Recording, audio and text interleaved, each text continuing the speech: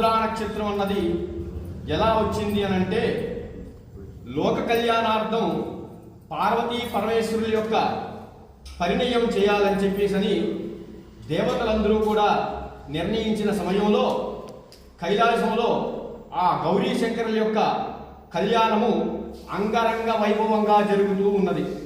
ఆ యొక్క గౌరీ శంకరుల యొక్క కళ్యాణానికి దేవతలందరూ కూడా కైలాసానికి వేగి వెళ్ళారు.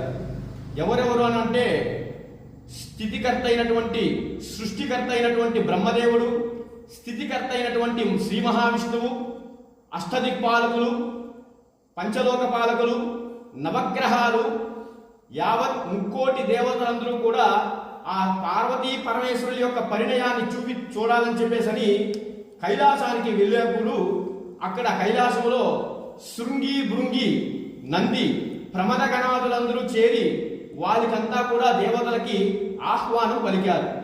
అట్టి సమయాన చతుర్ముఖ బ్రహ్మగారు కళ్యాణంకు వేదికలో పార్వతీ పరమేశ్వరుల యొక్క కళ్యాణంలో ఆయన పౌరోహిత్యం వహించగా, అప్పుడు పండితులందరూ కూడా చేరి పరమశివుని యొక్క ప్రవర చెప్పమన్నారు. ఎవరిని? చతుర్ముఖ బ్రహ్మదేవుణ్ణి. అప్పుడు ఆ బ్రహ్మదేవుడు, స్వాములారా, ఈ యొక్క యావత్ సృష్టికంతా స్థితి లయకారకుడు ఆ పరమశివుడు, సృష్టికి కర్త కర్మ క్రియ ఆ మూడు కనులైనటువంటి పరమశివుడు మాత్రమే. అట్టి పరమశివుడికి ప్రవర అన్నది ఉన్నదా? ఏమిటి స్వామి నన్ను ప్రవర చెప్పమంటున్నారే?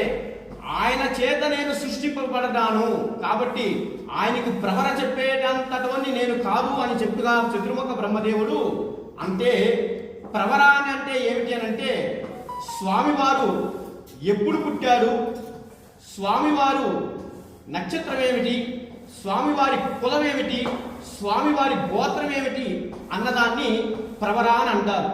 మన యొక్క మానవుల కళ్యాణంలో కూడా వధూవరుల్ని పీఠాల మీద కూర్చోబెట్టిన తర్వాత పౌరోహితుడు పెళ్లి కుమారుడిది పెళ్లి కూతురుది గోత్రము నామం చెప్పి వివాహం జరిపిస్తారు.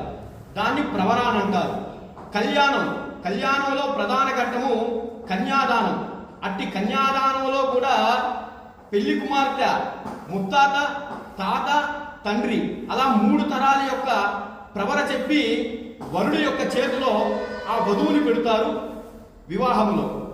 అదేవిధంగా గౌరీ శంకరుల కళ్యాణంలో కూడా పరమశివుడి యొక్క ప్రవర, ఆయన కులం ఏమిటి, ఆయన గోత్రం ఏమిటి, ఆయన ఎప్పుడు పుట్టాడు అని బ్రహ్మదేవుణ్ణి పండితులందరూ చెప్పగా